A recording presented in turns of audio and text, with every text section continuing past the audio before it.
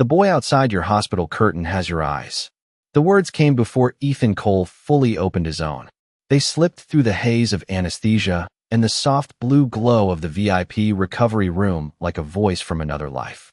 The steady beep of the heart monitor filled the silence, sharp and clinical, but beyond the curtain there was another sound, smaller, warmer, the soft click of plastic wheels rolling across tile.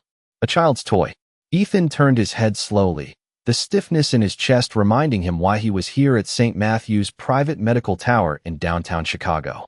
Stress, exhaustion, a warning his body had finally forced on the billionaire CEO who never stopped moving. But none of that mattered the moment he heard the little voice again. "Mom, why does that man look exactly like me?"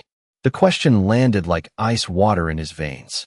Ethan pushed himself up against the pillows, eyes locking on the pale curtain swaying gently from the air vent above. For one suspended second, the room seemed to hold its breath with him. Then the curtain moved.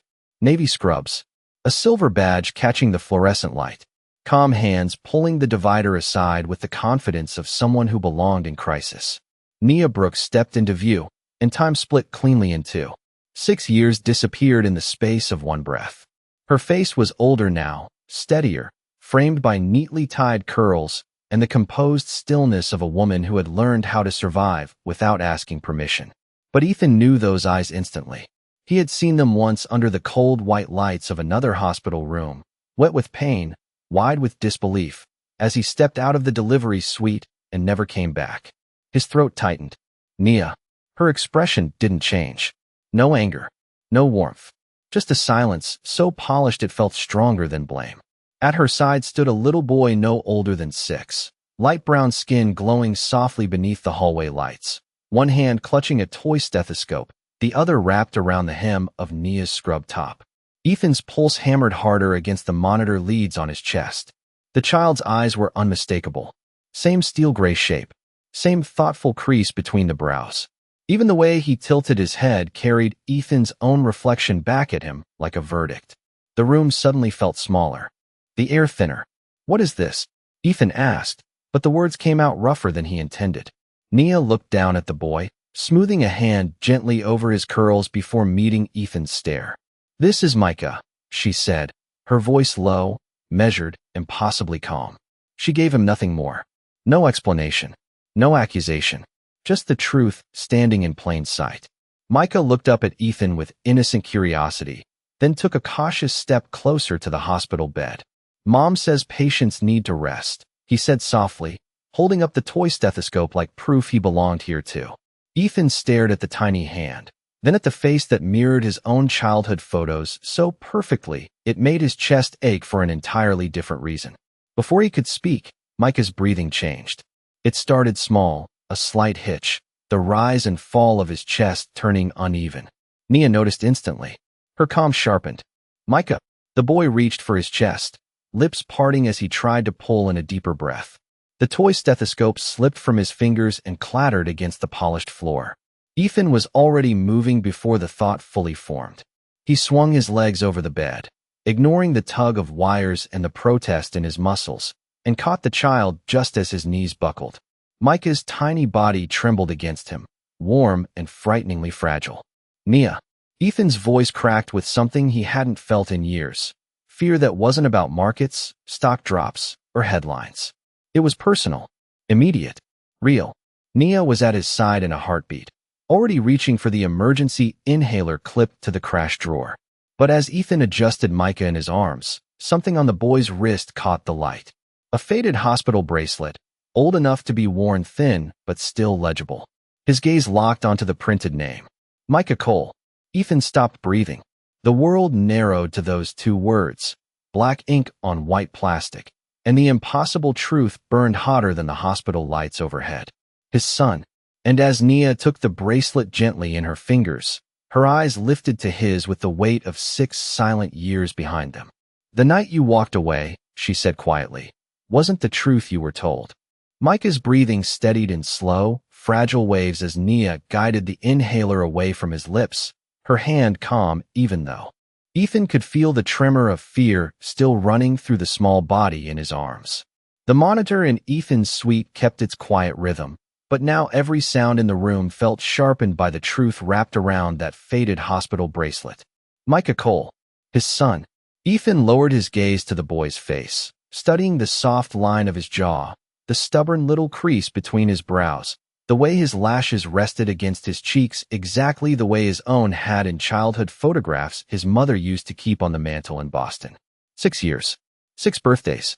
6 Christmas mornings. 6 years of scraped knees, bedtime stories, fevers, first words, and school pictures that had happened without him.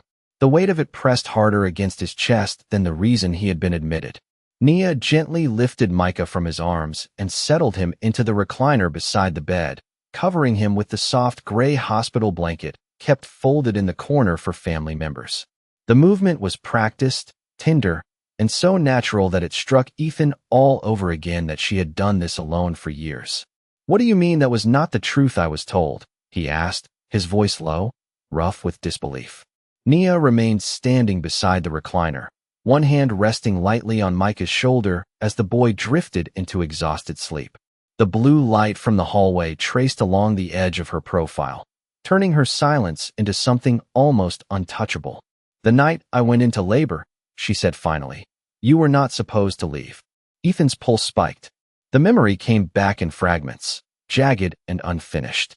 Rain against the hospital windows, his phone vibrating nonstop on the tray table. The board's legal counsel calling again and again. A doctor stepping into the room with a grim face and saying there had been complications. He remembered standing in the hallway outside Nia's delivery room, his mind split between panic for her and the emergency unfolding at Cole Biotech. Then the words that changed everything. "We lost them. Mother and baby." He had stopped breathing then too. "Dr. Harris told me you both did not make it," Ethan said, barely above a whisper. Saying it aloud made it sound impossible, obscene even, in the presence of the sleeping child only a few feet away. Nia's expression tightened, not with anger, but with the old ache of someone forced to revisit a wound she had long ago learned to carry in silence. "He lied," she said. "He told me you left because the company scandal mattered more than your family. He said you signed the transfer papers and walked out before Micah took his first breath." Ethan stared at her, every piece of the last 6 years shifting under his feet. Dr. Benjamin Harris had been more than the chief physician on Cole Biotech's private medical board.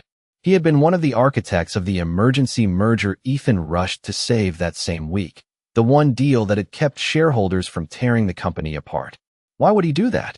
Ethan asked.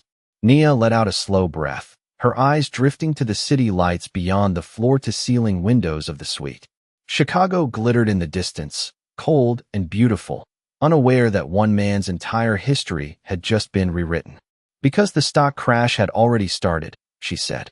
"Your board could not afford headlines about the chief executive officer abandoning a critical merger to sit in a maternity ward." Harris told them the cleanest story was tragedy. No family, no scandal, no distractions. Ethan sank back onto the edge of the bed, the room tilting around him in quiet devastation. All these years he had buried the grief, convincing himself that losing Nia and the baby had been the price of survival. He had built towers of success on top of that lie, each quarterly win another brick sealing away the memory of the woman he thought he had failed. But Nia had not vanished. She had endured the birth alone, raised Micah alone, and somehow turned that betrayal into a life rooted in healing instead of bitterness. Ethan looked toward the recliner where Micah slept curled on his side, one hand still loosely wrapped around the toy stethoscope Nia had picked up from the floor. "Why did you not come find me?" The question slipped out before he could stop it.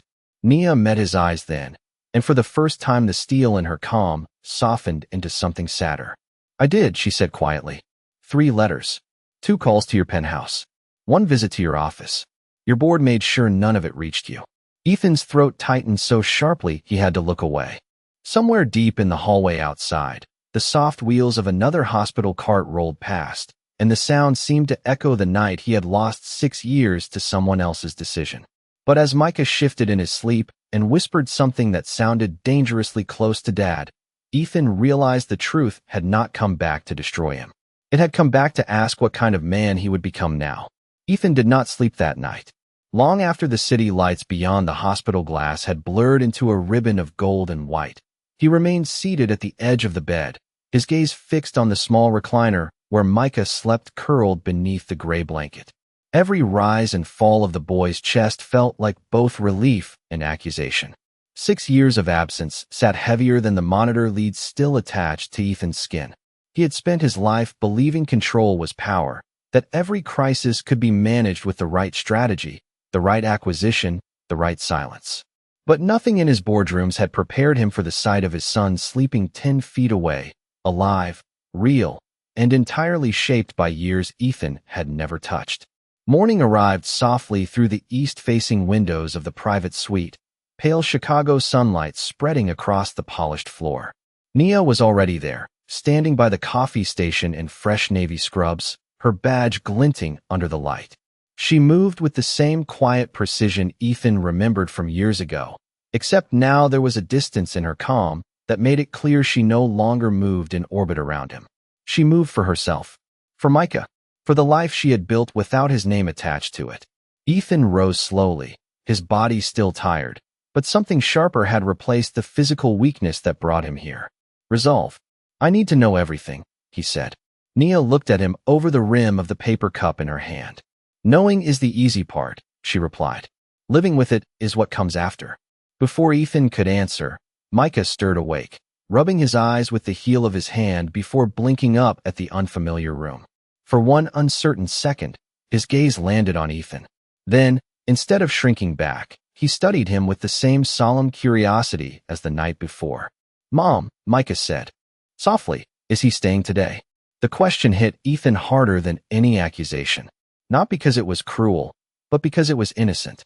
To Micah, presence was not assumed. It was a choice. Nia crouched beside the recliner, smoothing a hand over her son's shoulder. That depends on whether Mr. Cole keeps his word, she said. Ethan felt the truth of that settle deep in his chest. All his life, people had trusted his signatures, his contracts, his billion-dollar promises. But the only promise that mattered now was one spoken in a hospital room to a little boy who had no reason to believe in him.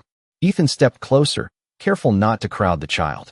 I am staying, he said, his voice steady. If it is all right with you. Micah looked from Ethan to Nia, then gave a small nod that somehow carried more weight than a shareholder vote ever had. The morning unfolded in details Ethan could not stop absorbing. The way Micah lined up the creamers from the breakfast tray in perfect rows before eating. The way he tilted his head while listening, exactly like Ethan did during executive briefings. The tiny scar near his chin from what Nia later explained had been a bicycle spill in Lincoln Park last spring. These were ordinary things, small and human, yet to Ethan they felt enormous because they belonged to a life that should have included him. By late morning, Nia's shift pulled her to the pediatric wing for rounds, and Micah sat cross-legged on the sofa by the window with a coloring book from the nurse's station. Ethan watched him carefully shade a skyline in blue and silver. That is downtown, Micah explained proudly. Mom says you can always find your way home if you know the tallest building. Ethan swallowed hard. Cole Tower, the glass high-rise that defined the Chicago skyline, stood exactly where Micah had colored it. His own building. His own son had drawn it without ever knowing the man behind its name was sitting right beside him. Do you like buildings? Ethan asked. Micah nodded. I want to make hospitals when I grow up. Bigger ones. With more windows so kids do not feel scared. Ethan turned toward the boy fully then, something warm and painful unfurling in his chest. 6 years ago he had built for investors, for headlines, for legacy. Micah, without even knowing him, wanted to build for comfort. For healing. The same instinct Nia had carried into every room she entered. It was her strength living quietly inside him. A soft knock interrupted the moment. Ethan's executive assistant, Marcus Hale, stepped into the suite carrying a leather folder and the unmistakable tension of bad news. Sir, Marcus said carefully, glancing toward Micah before lowering his voice. I pulled the archived files from 6 years ago. Dr. Harris did not act alone. Ethan's gaze sharpened. Marcus handed over the folder, where one name at the top of the page made Ethan's stomach drop colder than the hospital air. Eleanor Cole, his mother, chairwoman of the board at the time. The woman who had always said legacy required sacrifice. Ethan stared at the page, the truth widening into something even darker than corporate damage control. This had not just been business. It had been family. And as he slowly looked back toward Micah, still coloring hospitals with careful little hands, Ethan understood that reclaiming 6 stolen years would begin with confronting the people who stole them. The name on the page did not blur, but Ethan still read it twice as if repetition might soften the blow. Eleanor Cole, his mother, the woman who had taught him that weakness was simply emotion without discipline, that legacy was built by those willing to choose power over comfort. He stood motionless beside the hospital window, the leather folder heavy in his hand, while Chicago's morning skyline glittered beyond the glass in polished indifference. Somewhere below, traffic moved in perfect lines, people rushing into offices, taxis, coffee shops, and ordinary mornings, unaware that the foundation of Ethan's entire life had just shifted again. Micah kept coloring quietly on the sofa, adding windows to the hospital he had drawn, each square filled with bright yellow, as if every room inside carried light. Ethan could not stop staring at the child's small hand, the same long fingers he had inherited from the Cole side of the family, now creating something gentler than anything the Cole name had ever stood for. Marcus remained near the door, his usual calm sharpened by unease. The archived communications came from a private board channel, he said carefully. Dr. Harris was instructed to keep the labor incident off all executive reports. Your mother signed the final authorization herself. Ethan let out a slow breath that felt colder than the hospital air. 6 years ago, Eleanor had convinced him the company was collapsing under federal scrutiny, that his presence was required to stabilize investor confidence. She had stood in the boardroom in a gray silk suit, telling him legacy demanded impossible choices. At the time, grief had made him easy to direct. He had believed the story because believing it was less painful than imagining Nia had been abandoned by choice. But now the lie had shape, signatures, timestamps, and family fingerprints all over it. Set up a call, Ethan said quietly. Marcus hesitated. With the board? Ethan's jaw tightened as he looked back toward Micah. No, with my mother. By noon, Ethan had been officially discharged, but he did not leave. Instead, he followed Nia and Micah through the pediatric wing, where soft murals of clouds and kites covered the walls and sunlight spilled through wide windows, exactly the kind Micah had said children needed so they would not feel afraid.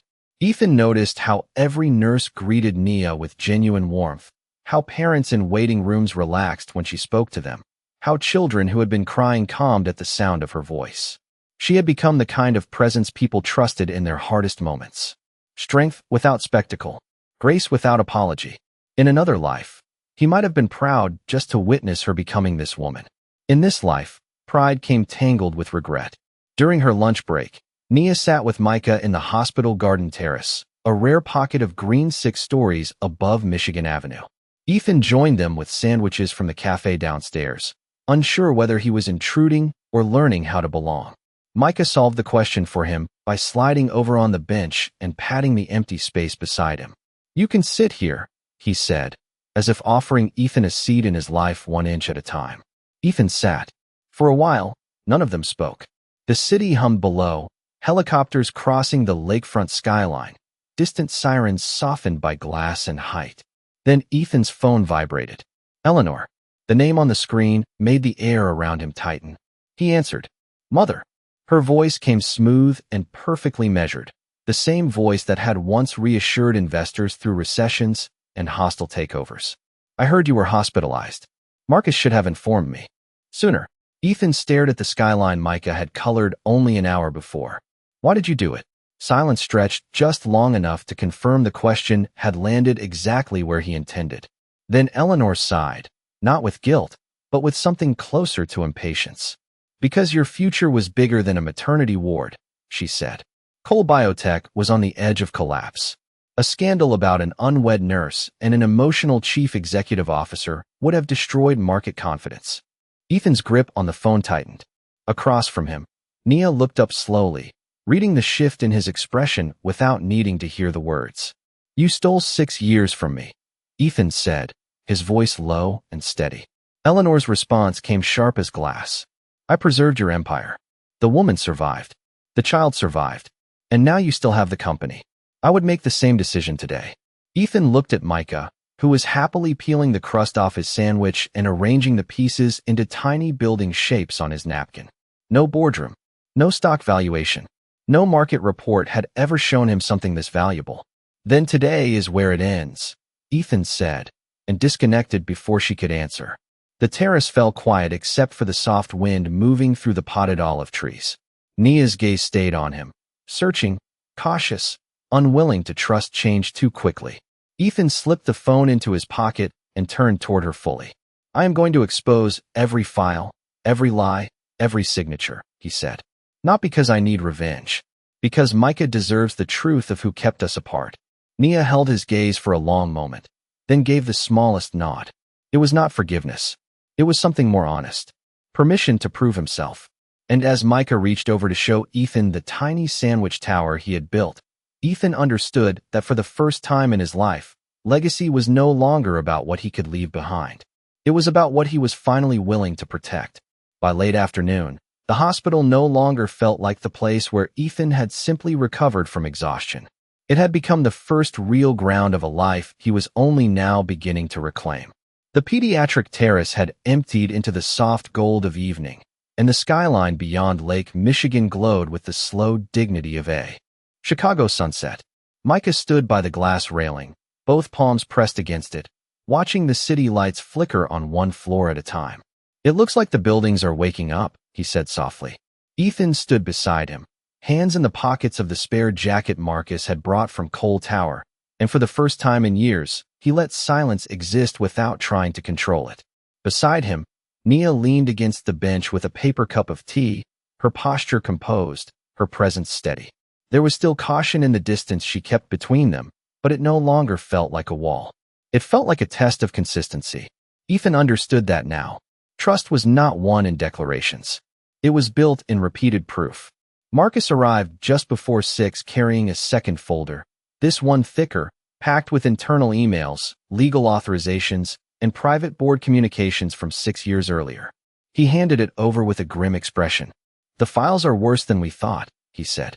Dr. Harris falsified the delivery report, but your mother had legal draft language prepared before Nia even went into labor. They planned for every outcome except the truth reaching you. Ethan flipped through the pages slowly.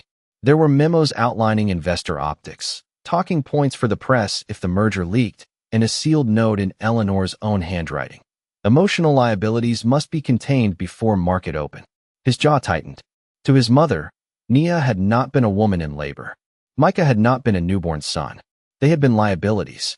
Risks to valuation. The realization burned sharper than anger because it revealed how deeply the culture of his company had inherited Eleanor's values. A corporation built to preserve image at the cost of humanity. Ethan closed the folder and looked toward Micah, who had now taken a crayon from his pocket and was sketching tiny rectangles on the fogged corner of the glass railing. Windows again. Always windows. Marcus, Ethan said quietly, draft the emergency board summons for 8 o'clock tomorrow morning. Full disclosure session. No closed channels. No private counsel. Marcus nodded once. And Harris? Ethan's eyes moved to Nia, then back to the city. His medical license review begins tonight. Nia said nothing at first. The wind lifted a few curls loose from her pinned hair, and Ethan noticed how tired she looked. Beneath the discipline of her calm, years of long shifts, single motherhood, and carrying betrayal without spectacle had shaped her into someone stronger than the woman he lost, but strength still carried weight. You are about to set your own empire on fire, she said at last. Ethan turned toward her fully. Then maybe it was built wrong. For a moment, the only sound between them was the hum of the city below and the soft squeak of Micah's sneakers as he shifted closer. Then Micah looked up at Ethan with the kind of direct honesty only children could manage. Are you coming tomorrow? Ethan blinked. Tomorrow where? Micah smiled shyly, as if the answer should have been obvious. Career day? My class. Mom says parents can come talk about what they build. The words landed somewhere Ethan had no defense for. Board summons. Legal exposure. A public reckoning that could shake Cole Biotech across every news network by noon. And yet the question that mattered most came from a 6-year-old asking whether he would show up for a folding chair in a first-grade classroom. Ethan crouched so they were eye level. What time? Micah's face brightened instantly. 9 o'clock. St. Matthew's Academy. We are building paper cities. Ethan smiled before he even realized he was doing it. Then I will be there. Micah nodded with solemn approval, as if sealing a contract far more sacred than any Ethan had signed in glass towers downtown. As the evening deepened, Nia was called back to the pediatric floor for an emergency intake, leaving Ethan alone with Micah in the suite. It was a quiet, ordinary hour that somehow felt revolutionary. Ethan helped him with the puzzle from the nurse's station, listened as Micah explained why hospitals should always have brighter ceilings, and learned that his favorite breakfast was blueberry pancakes cut into squares because circles rolled too easily off the plate. Every detail was painfully small and impossibly precious. Around 8:30, Micah fell asleep with his head resting against Ethan's arm, the puzzle pieces still scattered across the tray table. Ethan sat motionless, afraid even breathing too deeply might disturb the trust of that tiny weight leaning against him. His phone buzzed again. Eleanor. This time, instead of answering, he silenced it and slid the device face down on the table. The child asleep beside him mattered more than the woman who had stolen 6 years from both of them. Ethan looked out through the hospital window toward Cole Tower, standing silver against the night sky, still the tallest building in the district, still carrying his family name in bright, white letters. For the first time, he did not see power when he looked at it. He saw distance. The measure of how far he had to travel from the man he had been to the father Micah quietly believed he could become. And when the boy shifted in his sleep and whispered, "Do not be late," Ethan understood that tomorrow morning would not just be about exposing the truth to the board. It would be the first test of whether he could choose the right room when two worlds demanded him at the same hour. Morning arrived in layers of pale silver over Chicago, the kind of light that made the glass walls of St. Matthew's Academy shimmer like the lake beyond it. Ethan stood outside the first-grade classroom at 8:58, still wearing the navy overcoat from the hospital, a presentation board tucked awkwardly under one arm and a roll of blue construction paper under the other. He had not slept more than an hour, yet the exhaustion that once ruled him had been replaced by something steadier. Intention. Inside the classroom, tiny voices rose and fell in excited bursts, chairs scraping lightly across the polished floor as children prepared for career day. Through the small window in the door, Ethan caught sight of Micah seated cross-legged on the rug, carefully arranging paper rectangles into a skyline. The moment the boy looked up and saw him standing there, his whole face brightened with the kind of joy Ethan knew no boardroom victory had ever earned him. "He came," Micah whispered, loud enough for the teacher to smile. Ethan stepped inside to the warm scent of crayons and coffee, the walls lined with finger-painted cities, cardboard bridges, and cotton ball clouds. Miss Alvarez, the teacher, greeted him with a kind professionalism that reminded him of Nia. "Micah has been talking about buildings all week," she said softly. "He said his guest knows how to make the sky look closer."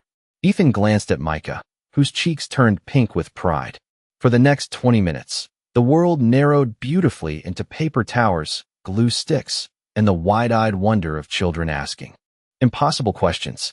Ethan showed them how tall buildings stayed strong by balancing weight through their center, using stacks of paper cups and folded cardstock to explain it in terms 6-year-olds could touch. Micah stayed close, handing him pieces of blue paper and whispering suggestions about windows big enough for sick kids to see the clouds. Every time Ethan looked at him, the resemblance struck harder, but now it no longer felt like loss. It felt like invitation. At exactly 9:30, Marcus appeared in the hallway outside the classroom door, his expression tense. The emergency board session was in 30 minutes. Reporters had already begun circling Cole Tower after whispers of an internal crisis leaked overnight. Ethan felt the old pull of his former life tighten around him, familiar as gravity. The Empire demanded him. The room behind him, filled with glue-smudged fingers and paper skylines, needed only one more promise kept. Micah tugged lightly at his sleeve. "Can you help me finish the hospital roof?" Ethan looked down at the half-built paper model on the table, the one Micah had carefully designed with extra windows on every floor. Then he looked at Marcus, whose silence said the board could not begin without him. For one suspended breath, two worlds asked for the same hour. Ethan set his phone on silent and sat back down in the child-sized chair. "The board waits," he said quietly. "This roof does not." Micah smiled. then handed him the final piece of silver paper. Together, they folded the roof into place, pressing the edges down with glue while the other children crowded closer to admire the tallest building in the room. It was a hospital with endless windows, a rooftop garden, and a helipad drawn in green marker, because Micah said emergencies should always have more than one way home. By the time Ethan stepped out into the hallway, it was 10:15. Marcus handed him the tablet streaming live financial news. Cole Biotech stock had already dipped 3 points on speculation alone. Ethan did not flinch. "Move the board session to virtual," he said. "Open access. Every shareholder can watch." Marcus nodded, half stunned, half impressed. "Your mother is already there." Ethan's jaw tightened, but his gaze shifted to the classroom window one last time. Inside, Micah was holding up their paper hospital while Miss Alvarez taped a gold star beside it. On the wall, a child's proof that showing up mattered. When Ethan arrived at Cole Tower, the boardroom was already alive with tension. Screens glowed across the 40-foot conference wall, executives dialing in from New York, San Francisco, and London. Eleanor sat at the head of the table in a dove-gray suit, posture immaculate, expression carved from the same marble calm that had ruled Ethan's childhood. "You are late," she said. Ethan stepped into the room carrying not legal files first, but Micah's paper hospital in one hand. He set it gently in the center of the glass table before placing the leather folder beside it. The contrast was startling. One structure built from truth and care, the other from lies and signatures. Every executive in the room stared. "No," Ethan said, his voice steady enough to cut through the silence. "For the first time, I was exactly where I needed to be." Eleanor's gaze flicked to the paper hospital, then sharpened with something colder than anger. "You are risking everything your family built." Ethan opened the folder, sliding the falsified delivery records, private memos, and her signed authorizations onto the illuminated table where every screen could capture them. "No," he said again, looking not at the stock ticker bleeding red across the corner monitor, but at the paper hospital standing impossibly bright under the boardroom lights. "I am finally protecting what matters." And as the first shareholder gasps broke through the virtual feed, Ethan understood that the empire was not collapsing. It was being rebuilt from the only blueprint that could survive the truth. The silence that followed Ethan's disclosure did not feel like the end of a scandal. It felt like the first clean breath after years of stale air. Around the 40-foot glass boardroom, faces on the live shareholder screens shifted from confusion to disbelief as the falsified delivery records, sealed legal memos, and Eleanor's handwritten directives glowed under the white light of the conference table. The paper hospital Micah had built sat in the middle of it all, small and imperfect, yet somehow stronger than the empire of polished lies surrounding it. Ethan stood at the head of the room, shoulders squared, not as the son Eleanor had shaped, but as the father Micah had quietly called into existence. Eleanor remained seated, her posture flawless, her expression sharpened into the kind of composure that had frightened senators, investors, and rivals for decades. "You are allowing sentiment to destroy a billion-dollar institution," she said, her voice smooth enough to almost sound reasonable. Ethan met her gaze without flinching. "No, sentiment built the lie. Truth is what survives it." A murmur moved through the board, followed by a legal director requesting an immediate ethics vote. One by one, the executives who had once deferred to Eleanor's instinct for control began distancing themselves from the deception. The numbers on the stock ticker dipped again, but this time Ethan did not watch them. He watched the room. He watched which faces leaned toward accountability and which still clung to image. For the first time, he saw his company the way Micah saw buildings, not by height, but by whether the foundation could carry people safely. By noon, the emergency press statement had gone public. Dr. Benjamin Harris was suspended pending a full medical review. The board had initiated an independent investigation into executive misconduct, and Eleanor Cole's chairmanship was frozen by unanimous vote until legal findings were complete. The news spread fast, every major network running the story beneath dramatic banners about betrayal inside one of Chicago's most powerful biotech empires. Yet beneath the headlines, one quieter detail caught the public imagination. Chief Executive Officer Ethan Cole had delayed the board meeting to attend his son's career day. Social media, so often cruel in its appetite, did something rare. It softened. By late afternoon, Ethan returned to St. Matthew's just as the golden light of sunset spilled across the pediatric windows. Nia was finishing chart notes at the nurse's station when she saw him walking toward her, tie loosened, the strain of the day visible in the lines around his eyes. But there was something else too. Relief. Not triumph. Not pride. Relief, like a man who had finally stopped holding up a structure that deserved to fall. "It is done," he said quietly. Nia studied him for a long moment, as if measuring whether his words carried the same weight as his actions. "Nothing this deep is done in one day," she replied. Ethan nodded. "Then I will keep showing up tomorrow." Before she could answer, a burst of laughter echoed from the pediatric playroom. Micah came racing out with a paper badge pinned to his shirt that read Junior Architect, his curls bouncing as he ran straight into. Ethan sighed. Ethan caught him instinctively, steadying him with both hands. "Miss Alvarez said our hospital was the best one because it had windows and a garden," Micah said breathlessly. She put it in the hallway display case. Ethan smiled, the kind that reached places in him no victory had touched in years. "That sounds exactly right." Micah hesitated, then slipped his small hand into Ethan's. The gesture was simple, almost absent-minded, but it stilled the entire moment. Nia saw it too. The ease. The trust beginning to root itself in ordinary touch. They walked together through the hospital corridor, past families waiting with flowers, children carrying stuffed animals, and nurses changing shifts under the warm evening lights. At the far end of the hall, they stopped before the display case outside the pediatric wing. Inside, under a soft spotlight, stood Micah's paper hospital. Silver roof, wide yellow windows, a tiny green helipad drawn in marker. Beside it, Miss Alvarez had placed a handwritten card, built with vision, care, and family. Ethan stared at the words longer than he expected. Family.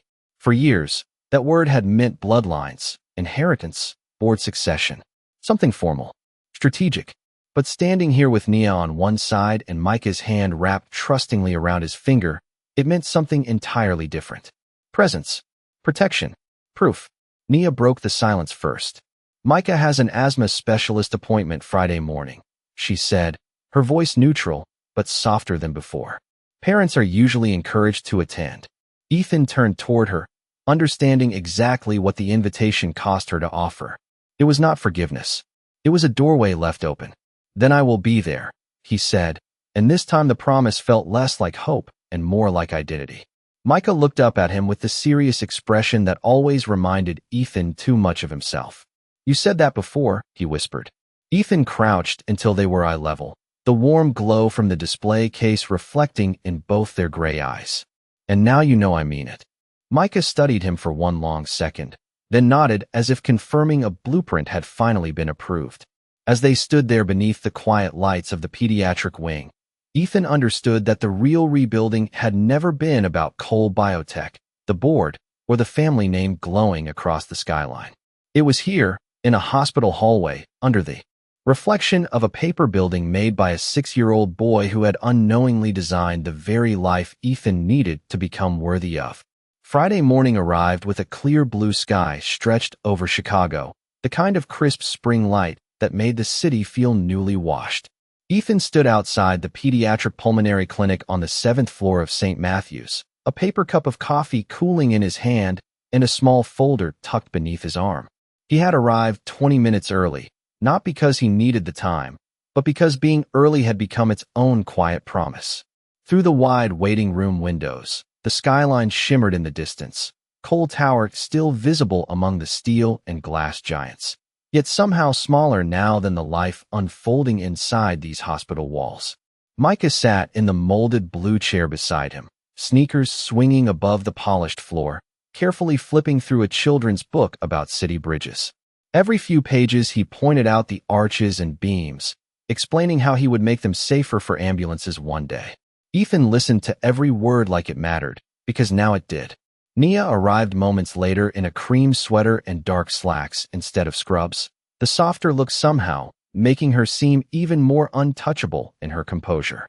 She paused when she saw Ethan already there, her expression unreadable for one suspended second before settling into something quieter. Acceptance, perhaps, or the beginning of it. "You are early," she said. Ethan gave the faintest smile. I am learning. Micah looked up between them, eyes bright. I told Mom you would come. The trust in his voice landed deeper than any public praise Ethan had received since the board scandal broke. The appointment itself was simple but strangely intimate in all the ways that mattered. Dr. Lena Foster explained Micah's asthma management plan, demonstrated the updated inhaler spacer, and reviewed the warning signs both parents should watch for during Chicago's colder months. Ethan found himself leaning forward, asking questions about air quality, school gym class, and whether lakefront winds made evening symptoms worse. Nia glanced at him more than once, each look carrying less suspicion and more surprise. This was not the Ethan Cole the city knew, not the man who measured life in quarterly outcomes. This was a father memorizing the shape of his son's breathing. After the appointment, they walked together through the hospital's rooftop healing garden, where spring tulips had just begun to open in neat rows of yellow and white. Micah darted ahead along the stone path, stopping at every bench to inspect the planters like a tiny architect reviewing a job site. Ethan slowed beside Nia beneath the shade of a young maple tree. The city breeze moved gently through her curls, carrying the scent of rain from the lake. The media is calling it the Cole collapse, Ethan said quietly. Nia looked out over the skyline. And what are you calling it? Ethan followed her gaze to the city he had spent years trying to dominate. A correction. She turned then, studying him with the same measured stillness she had carried since the hospital night that changed everything. My whole life, Ethan continued. I thought strength meant choosing the tallest building, the biggest deal, the room where everyone waited for me. But Micah taught me something in a classroom full of glue sticks and paper roofs. Nia's expression softened by a fraction. That the right room matters more than the biggest one. Ethan nodded slowly. I should have learned that 6 years ago. Before the silence could deepen into something too heavy, Micah came running back toward them with a folded paper in his hand. Look, he said breathlessly, holding it up between them. It was a drawing from the clinic's art table. 3 figures standing in front of a giant hospital with endless windows. One figure wore curly hair. One wore a long coat. The smallest stood between them holding both their hands. Above the building, in careful block letters, Micah had written, "The team that builds together." Ethan stared at the picture longer than he meant to, something warm and almost fragile opening in his chest. Nia took the page gently, her fingers brushing Ethan's for the briefest second. Neither of them moved away immediately. The moment was small, almost invisible, but it carried the weight of 1,000 unsaid things. That evening, Ethan returned to his penthouse for the first time since leaving the hospital. The glass walls still overlooked the city in perfect panoramic precision, but the space felt colder than he remembered. Too quiet. Too curated. On the kitchen island sat a sealed envelope Marcus had left earlier. Inside was Eleanor's formal resignation from every remaining board position, along with a single handwritten note. Legacy was never meant to feel this lonely. Ethan read it once, then set it aside beside the drawing Micah had insisted he take home. One piece of paper built on control, the other built on belonging. He knew which one mattered.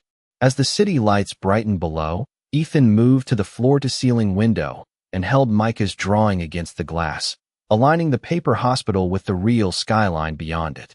For the first time, the towers outside did not look like monuments to power. They looked like possibilities for healing, for change, for a company rebuilt around the values his son carried naturally. His phone buzzed softly. A message from Nia. Micah wants to show you the model bridge he is building tomorrow after school. Ethan looked at the glowing screen, then at the child's drawing in his hand, and felt something settle into certainty. The empire he inherited had taught him how to rise alone. Micah and Nia were teaching him how to stay. And tomorrow, in the quiet, ordinary light of another school afternoon, he would have one more chance to prove that this time he was building something meant to last. The next afternoon carried the soft warmth of early spring, the kind of Chicago day when sunlight turned every window into gold. Ethan stepped out of the black sedan in front of St. Matthew's Academy 10 minutes before dismissal, Micah's drawing still tucked carefully inside the leather portfolio he now carried everywhere. The school's brick facade glowed beneath the sun, and children's voices drifted from the playground in bursts of laughter that felt strangely grounding. For years, afternoons had belonged to earnings calls, acquisition briefings, and flights between cities. Now he found himself measuring time by dismissal bells and the promise of a paper bridge built by small hands. When the doors opened, Micah was the first one out, backpack bouncing against his shoulders, a cardboard model cradled in both arms with the seriousness of a child carrying something sacred. "I made it stronger today," he announced before Ethan could even greet him. The bridge was made of popsicle sticks, blue paper supports, and carefully drawn ambulance lanes along both sides. Tiny windows lined the edges of the connected buildings beside it, because in Micah's world, every structure still had to let in light. "Show me everything," Ethan said, kneeling so. The model stayed level between them.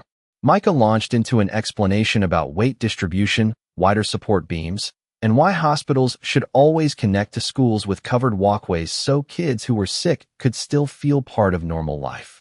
Ethan listened with the same focus he once reserved for billion-dollar engineering presentations, except this time every detail landed deeper because it was rooted in care instead of competition. Nia waited by the front steps in a soft gray coat, watching them with a quiet stillness that no longer felt guarded. There was still history between them, still the ache of 6 stolen years neither of them could erase. But now there was also a pattern of kept promises beginning to take shape. "There is one more stop before home," she said as they walked toward the car. Ethan looked over. "Where?" Micah answered first, his excitement spilling over. "The new children's wing site." Ethan paused, surprised.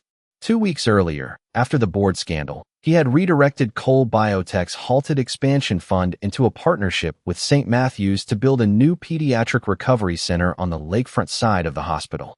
The first sketches had been based on Micah's paper hospitals. Endless windows, rooftop gardens, play spaces connected to treatment rooms. A place built around healing rather than prestige. By the time they reached the construction site, the late afternoon sun had turned the steel framework into lines of silver fire against the skyline. Hard hats waited at the gate, one full-sized, one small enough for Micah. The boy's eyes widened as Ethan knelt to fit the child-sized helmet over his curls. "This is going to help kids not feel scared," Micah whispered. Ethan looked up at the unfinished structure rising toward the sky. "That is the idea." They walked slowly through the marked viewing path, past blueprints mounted on display boards, and the first poured foundations of what would soon become the city's most advanced pediatric wing. Micah stopped in front of the largest rendering and gasped.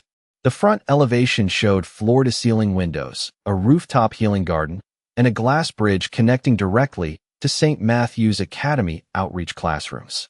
In the bottom corner, under the project title, a single line read, "Inspired by Micah Cole's vision." The boy turned toward Ethan, stunned. "My name is on it." Ethan crouched beside him, the lake breeze moving through both their coats. "Because this place exists because you taught me what buildings are supposed to do." Micah looked back at the rendering, then at Nia, and finally at Ethan again. The silence that followed felt full in the best possible way, like something long unfinished had finally found its final beam. Then Micah stepped between them and took both their hands, one in each of his. "Now it is really our team," he said. The words landed with a quiet force that no board vote, no press conference, no market recovery could ever match. Nia's fingers tightened around Ethan's hand for the first time without hesitation. Not romance, not a dramatic forgiveness, something stronger. Trust earned in presence. The sun dipped lower over Lake Michigan, casting the unfinished pediatric wing in warm amber light. Beyond it, Cole Tower still stood tall in the distance, but it no longer defined Ethan's legacy. This rising structure did. A hospital built from truth, designed through a child's compassion, and made possible because one man had finally chosen the right room. As the three of them stood there watching workers secure the final steel beam of the day, Micah leaned lightly against Ethan's side, his voice soft with sleepy certainty. "Can we come back when it is done, Dad?" Ethan closed his eyes for one brief second, letting the words settle fully into the life he had rebuilt one promise at a time. "Dad." Not a question, not a hope, a truth. He looked down at the boy, then at Nia, then back to the building rising into the evening sky with endless windows catching the last light. "We will be the first family to walk through those doors," he said. And beneath the golden Chicago sunset, with the city glowing behind them and the future taking shape in steel and glass, Ethan finally understood that the greatest thing he would ever build was not an empire, but the life standing quietly beside him.